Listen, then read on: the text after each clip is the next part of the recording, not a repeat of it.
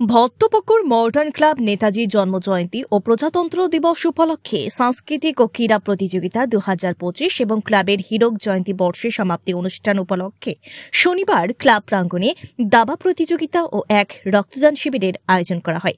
রক্তদান শিবিরের উদ্বোধন করেন সাংসদ রাজীব ভট্টাচার্য।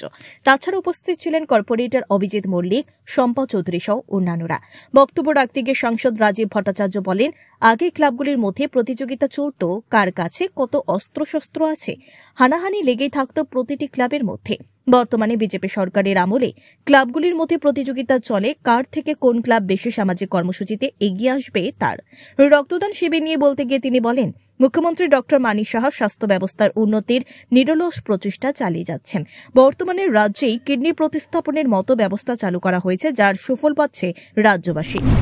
আগে আমরা দেখতাম ক্লাবের সংস্কৃতিতে কার কাছে কত মাসুল পাওয়ার আছে, কার কাছে কত অস্ত্রশস্ত্র আছে, এবং এই ক্লাবে ক্লাবে দ্বন্দ্ব যুদ্ধ আমরা দেখেছি। কিন্তু আমরা এখন একটা নতুন পরিবেশ আমরা পেয়েছি, যে ক্লাবগুলির মধ্যে কম্পিটিশন শুরু হয়েছে, যে কে কত সামাজিক কাজে এগিয়ে আসবে।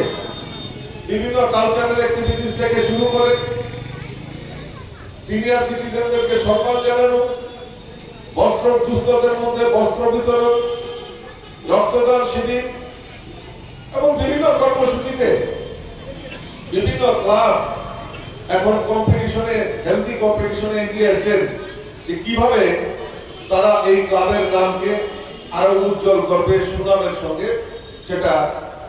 এইটা আমাদের একটা পরিবর্তন এই ক্লাবগুলির মধ্যে দেখতে পাচ্ছি।